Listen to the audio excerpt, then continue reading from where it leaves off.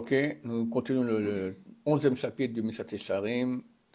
Là, Laura est en train de parler du mensonge et de la vérité. Importance d'avoir un discours toujours vrai et pas mentir. Ça donne plusieurs degrés. Il y a les grands menteurs qui mentent toute la journée, il y en a un peu moins, etc. Mais on est censé ne jamais mentir, Bezrat Hashem. Et la Torah nous a dit, Midvar Shaker Techak, tu t'éloignes du mensonge. Pour nous dire, non seulement c'est interdit, mais il faut s'éloigner de cela. Aujourd'hui, c'est très très courant parce qu'on est entouré de mensonges et ça nous influence aussi, nous aussi, à ne pas être précis dans ce qu'on dit. Alors, on commence le paragraphe commençant par les mots Vizhir. Vizhir akadosh baruch hu ala emet azara rabba. Et Dieu a averti à propos de la vérité un grand avertissement. Va'amar, et il a dit, Dabru emet ish et reo. Il a dit, c'est le prophète Zacharie, parler de façon vraie l'homme à son prochain. Va'amar, et il a dit, Vuchan bechesed kise, veyashav ale alav behemet. Et a été préparé avec chesed, avec bonté, le trône. Veyashav alav behemet. On parle de Dieu, veyashav alav, et il s'assoit dessus, behemet, par la vérité. Donc c'est très important qu'il y ait la vérité. Va'amar, il est écrit aussi, Vayomer ach ami hema banim lo eshakeru. Dieu dit, mon peuple, ce sont des enfants qui ne mentent pas. Comme ça, Hachem demande au peuple d'Israël d'être un peuple qui ne ment pas. Halamata, tu apprends de cela, chez Etalou Bézé, que l'un dépend de l'autre. Si tu ne mens pas, alors tu es un fils à Dieu. Si tu mens, tu n'es plus un fils de Dieu. Hachem Ishmael. Va'amar venikrea Yerushalayim ira emet. Et il est dit, Yerushalayim a été appelée la ville de la vérité. L'agdil chashivuta, pour agrandir son importance. Donc on voit que c'est super important. Ils ont déjà dit, nos sages de mémoire bénie, Vedover emet bilvavo, celui qui parle en vérité dans son cœur. Kegon Rav Safra, comme Rav Safra. Alors dans certaines éditions, il y a ici l'histoire de Rav Safra, on va la lire, je ne sais pas, c'est dans toutes les éditions. Rashi Mefaresh, et Rashi explique. Achi Abaouda de Rav Safra, comme ça était l'histoire de Rav Safra. Il avait un objet à vendre. Donc il était au marché sur son stand, il avait la chose à vendre, et lui c'est le moment de faire Kriyat Shema, il fait Kriyat Shema. À ce moment, il y a quelqu'un qui vient, qui veut lui acheter l'objet. Donne-moi cet objet pour tant et tant, d'amim, d'argent. Et il ne répond pas. Bah oui, il fait Kriyat Shema, il ne peut pas parler au milieu. Parce qu'il disait Kriyat Shema. Kassavar, l'acheteur, il a pensé, chez l'oreille aussi, il est tombé d'amim malal, ou aussi Va'amar. Il lui a dit, bon, certainement il ne veut pas me vendre ça au prix que je proposais. Alors, il lui dit, Tnehuli bekach vekach yoter. Il surenchère, il donne, bon, ok, je l'achète pour plus cher. L'achar chez Siem Kriyat Shema Amarlo, après qu'il ait fini Kriyat Shema, il lui a dit, Tol achafes badamim shamarta bareshona, prends cet objet pour la somme que tu as dit au début. Shebotan damim haya bedati litno lecha. Parce que quand tu as dit cette somme-là, moi j'étais d'accord. Après tu as rajouté. Alors il aurait pu, c'est ce qu'on appelle ça, dover evet bilvavo. Il dit la vérité dans son cœur. Il aurait pu dire, bon, bah, tu as proposé plus, prends-le pour plus. Mais il a métis, il est authentique. Et vu que j'ai accepté au premier prix, prends-le au premier prix. Ça, c'est quelqu'un d'extrêmement droit, extrêmement vrai. Pour te dire à quel point l'obligation de la vérité, elle arrive, jusqu'à quel point elle arrive. Et déjà on a interdit à un Talmid Chacham de changer sa parole à part pour trois choses. Les trois choses sont ne pas dire quand sa femme va au mikvé, deux, ne pas dire combien de traités du Talmud on a étudié à cause de Aïnara, et troisième, si on a été invité quelque part et qu'on a mangé bien, on ne doit pas dire on a très bien mangé, parce que tout le monde voudra se faire inviter là-bas. On dit oui, bah, ça va, Baruch Hashem, mais pas plus que ça. Donc on modifie. Ce sont toutes les choses qu'on va voir avec le shalom. D'accord? Tout ça avec le shalom, on peut modifier, on peut mentir. On n'aime pas dire le mot mentir, donc on peut modifier. Donc on voit cela. On voit. Le premier et le deuxième, c'est pas le shalom, c'est peut-être l'Aïnara. Ouais, pour le shalom de soi, d'accord, c'est le Aïnara. Le Aïn Hara, le premier, c'est par Tsniout. Le deuxième, c'est à cause de Aïn Hara. Mais c'est le shalom aussi, le Aïn Hara. C'est le type qui fait Aïn Hara, puis après il va à l'hôpital à cause de ça. C'est un manque de shalom aussi. D'où on voit ça? On voit que lorsque Hachem a annoncé à Abraham et Sarah qu'ils auraient un enfant, alors Sarah, elle a rigolé. Elle a dit, comment je vais avoir un enfant alors que mon mari est vieux? Sous-entendu, impotent. Et Hachem, il va voir Abraham, lui dit, pourquoi est-ce que Sarah, elle a dit qu'elle ne peut pas avoir d'enfant, elle est trop vieille. Il n'a pas dit la vérité, qu'elle a dit que lui, il est vieux. Elle a dit, elle est vieille. Donc on voit que Dieu lui-même, il a changé pour le shalom.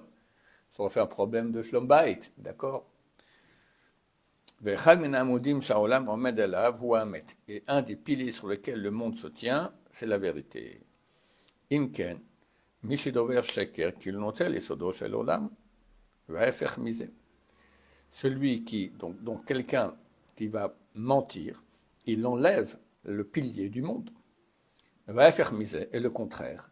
Mishezahir behemet, celui qui fait attention à toujours dire la vérité. Kilu mekayem sodos shel olam, c'est comme si il fait exister là-bas le pilier du monde. Déjà, nos sages de mémoire bénie ont raconté, il y a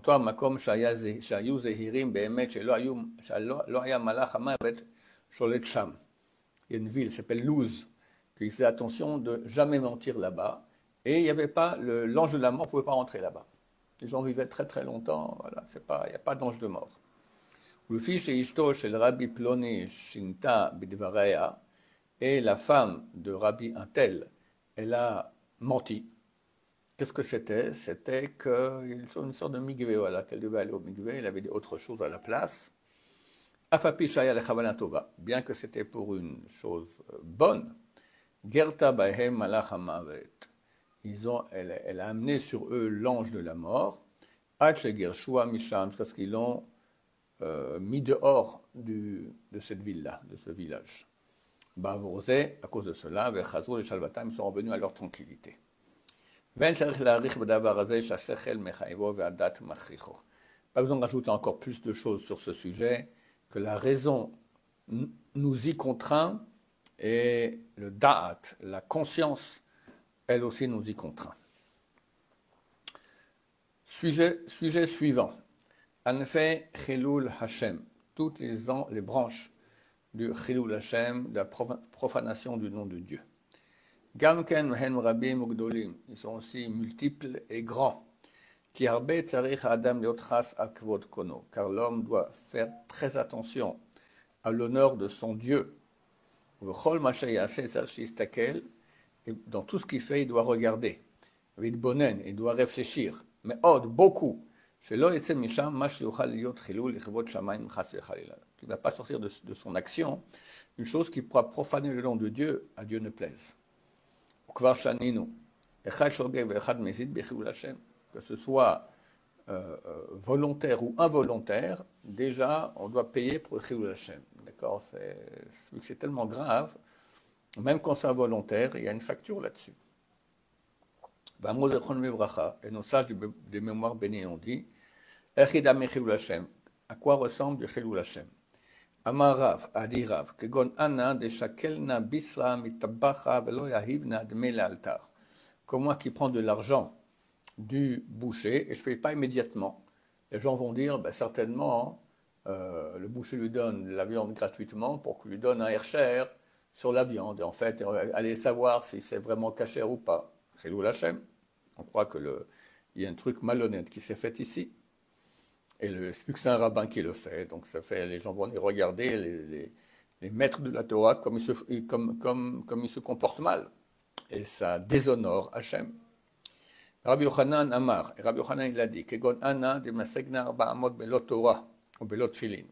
Rabbi Yochanan dit, moi, que je fasse 4 pas, 4 coudées, c'est 2 mètres un peu moins, sans Torah et sans Tfilin.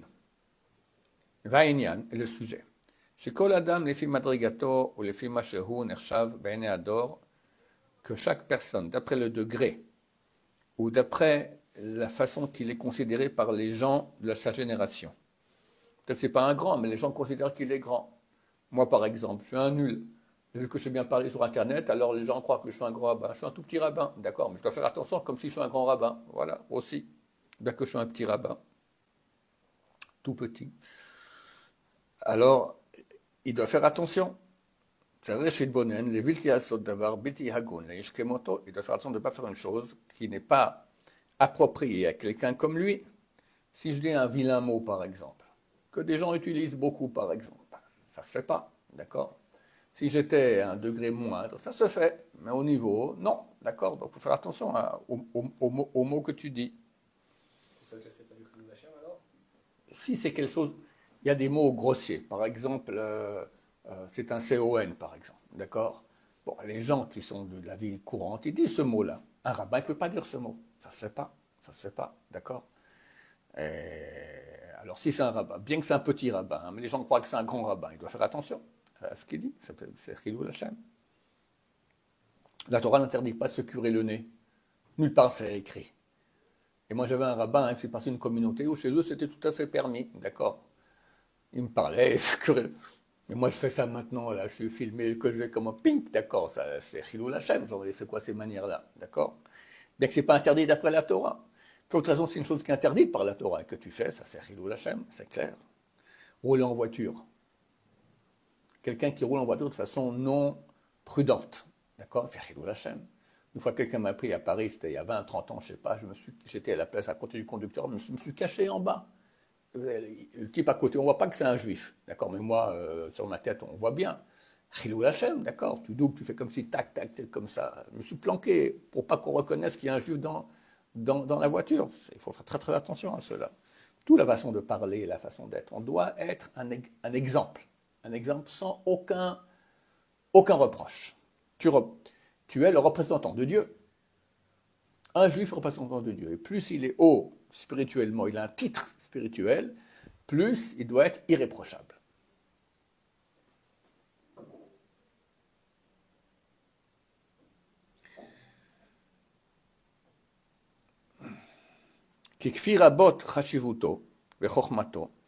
Car d'après la grandeur de son importance et de sa sagesse, Ken Raou, comme ça, il doit faire attention,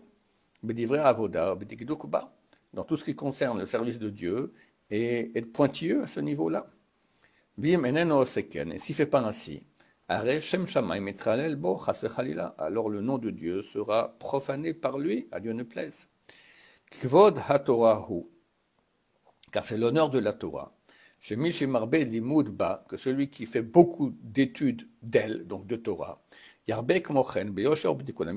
même il doit faire il doit avoir beaucoup de droiture et avoir des midot qui sont réparés, qui sont comme il faut. Tu ne peux pas t'énerver, tu peux pas, il faut être exemplaire.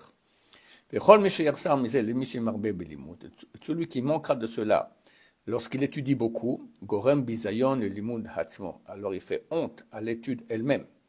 Et ça, c'est, à Dieu ne plaise, une profanation du nom de Dieu.